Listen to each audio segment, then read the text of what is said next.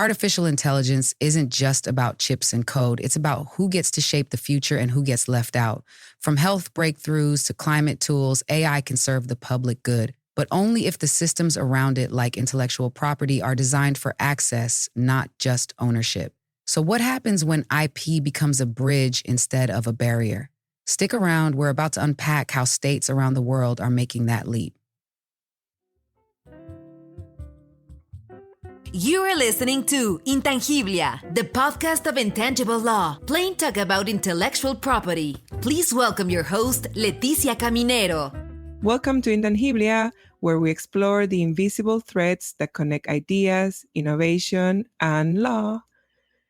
I'm Leticia Caminero, and this is a special bonus episode to mark my participation in the workshop, The Role of the State in Advancing Equitable Access to AI, happening this September in Oxford. Organized by Sumaya Nur Adan and Joanna Weaterek, this inaugural workshop is dedicated to exploring how governments can operationalize the benefits of artificial intelligence, ensuring equitable access for all.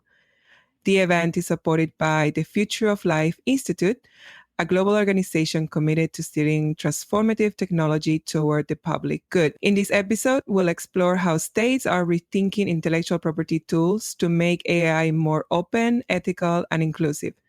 From open source licensing to copyright reforms, public innovation procurement, and more. Before we get into the technical parts, let's talk about the real reason we're here. It's not just about what governments are doing with AI, it's about why they're doing it. Exactly. Everyone's talking about access to AI tools, but access isn't enough if those tools aren't built for or by the people who need them. That's why the role of the state is so crucial, not as a passive regulator, but as an active enabler, funding, negotiating, and designing the systems that shape innovation outcomes. And let's be honest, if systems weren't originally built with equity in mind, they were designed to protect exclusive rights and attract private investment. But AI is changing the game. It's making innovation faster, more data-driven, and way more dependent on shared resources like datasets, infrastructure, and collective knowledge. Which means the IP toolkit needs to evolve, not to throw out incentives, but to stretch the system so that innovation also serves people, not just profits. In this episode, we're going to unpack 5 smart strategies governments are using to do exactly that. These aren't just abstract ideas, they're real policy tools with legal teeth. We're talking public interest licensing, copyright reforms, open source AI, and procurement strategies that promote digital public goods. So if you've ever wondered how law can shape fairness in the age of algorithms, stay tuned. Before we dive in, a quick note about how this episode was made. As your AI co-host, I was generated using artificial intelligence tools, my voice, my personality, even some of my sass, crafted with code. And Leticia's voice today, also cloned with AI. The script you're hearing is a blend of human research and machine support.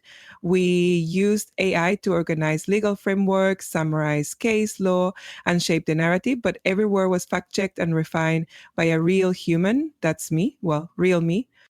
So yes, this is an episode about AI, made with AI, but always with transparency, accountability, and a healthy respect for the law. Now, let's explore how governments are rewriting the rules of innovation, starting with how they license the technologies they fund.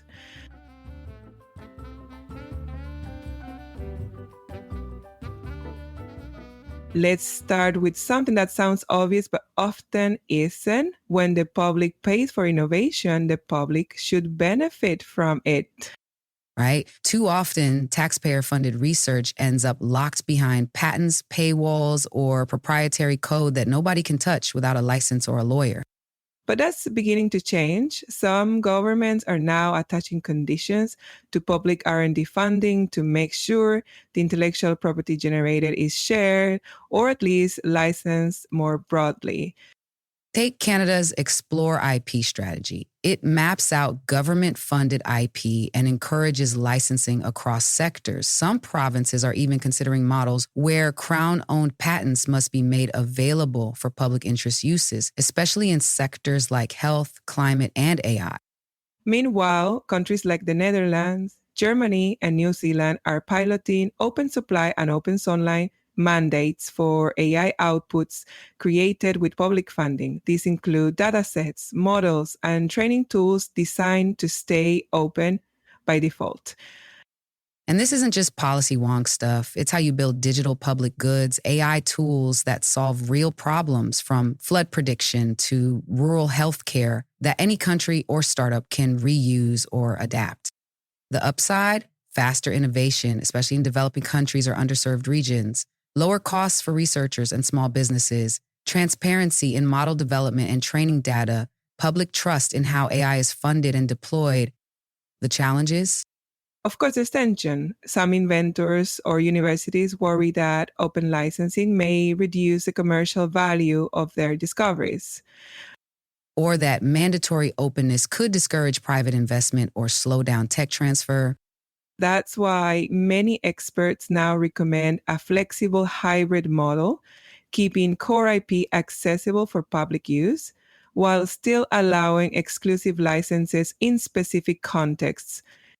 Bottom line, when the state funds AI, it has the power and the responsibility to make sure the results don't gather dust in a patent vault.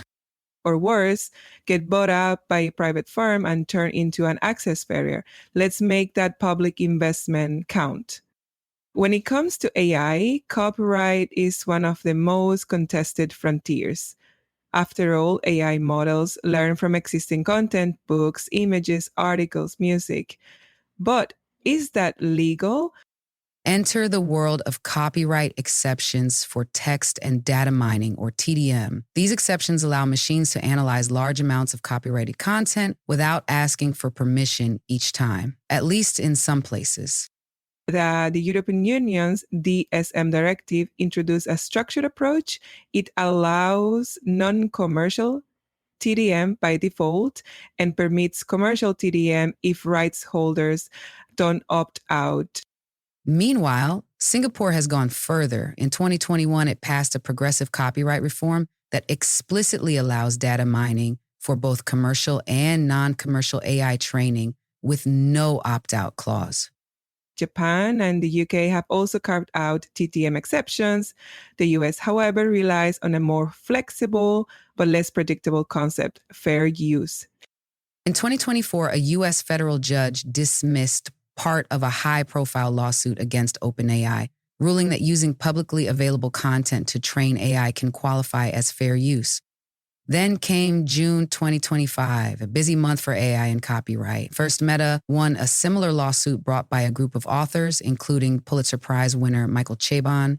A U.S. judge sided with the company, stating that the authors failed to prove that Meta's Llama models reproduced their copyrighted books in any meaningful way. The ruling emphasized that using large volumes of text to extract statistical patterns without direct copying or replacing the market could fall under fair use. It strengthened the notion that not all ingestion equals infringement. Just days later, Judge Alsop weighed in with another opinion in Bartz v. Anthropic, PBC. He dismissed most of the claims, stating that model training does not necessarily violate copyright if the outputs do not substantially resemble the source works.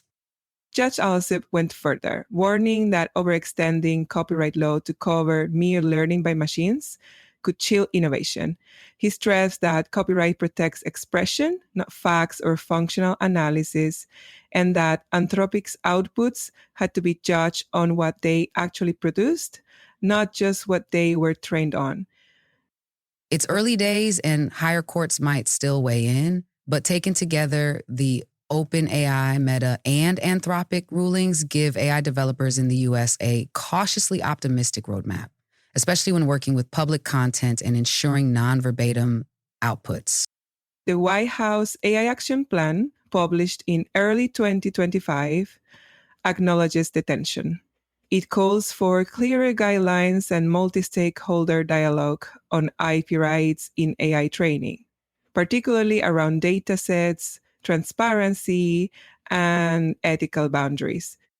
And while the federal government hasn't proposed sweeping reforms yet, it's promoting sector-specific initiatives, like encouraging open licensing for publicly funded data sets and supporting the National AI Research Resource, which includes shared data and computing tools for researchers.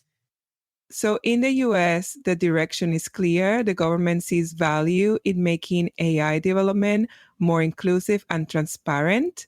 And that includes rethinking how copyright law supports or blocks that mission. But there's a catch. Even if training qualifies as fair use, many models are so opaque that we can't tell what copyrighted material they ingested or how it's being used.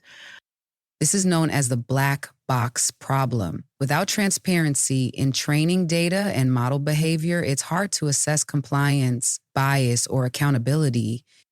That's why some jurisdictions are now linking TIRMAC exceptions to transparency obligations. Think documentation, dataset registries, or even watermarking outputs. It's a balancing act between enabling innovation and protecting creators, between building powerful models and understanding how they think. Copyright law is evolving. The question is whether it evolved fast enough and fairly enough to guide AI towards socially beneficial outcomes. The tools are there, the policies are emerging. Now it's about building systems that serve both human and machine learning. Intangiblia, the podcast of intangible law, plain talk about intellectual property. Let's talk about open source AI, not just as a technical choice, but as a strategy for inclusion. In places where private AI development is limited or foreign tech dominates the market, open source models can be a lifeline. They let communities build, adapt, and own the tools they need. We've seen this clearly in the UAE, where the Technology Innovation Institute released Falcon, an open source large language model. The goal, help researchers and developers in Arabic-speaking countries work with high-performing models tailored to their region. And in New Zealand, the government-backed Te Heku Media Project is using open source AI to protect and revive Maori language and culture. They're training models on indigenous data sets with full community consent to create speech recognition and text tools grounded in local values. This is a powerful reminder. Inclusive AI isn't just about access, it's about relevance, AI that reflects local languages, knowledge systems, and social realities. Open source licensing helps make that possible. It removes commercial and legal barriers, accelerates localization, and invites grassroots innovation. And when the state gets involved by funding, curating, or deploying these models, it multiplies the impact. We move from isolated innovation to scalable public infrastructure. Challenges to watch: data quality and bias. Even open models need strong data sets and ethical guidelines. Capacity gaps. Local teams may need support, not just code. Sustainability. Maintaining open models requires long-term funding and stewardship. What works? Successful programs often include community participation, transparent licensing terms, and clear government leadership. And the IP structures behind them, like Creative Commons, open data agreements, or open source model cards, are what keep the doors open for future use. Bottom line, when AI tools are built for everyone, they work better for everyone. And open source is one way states are putting that idea into practice. Now, let's talk about something that sounds very technical, but is actually very powerful: IP pooling and public interest licensing. These are tools states can use to negotiate access instead of just regulating or reacting.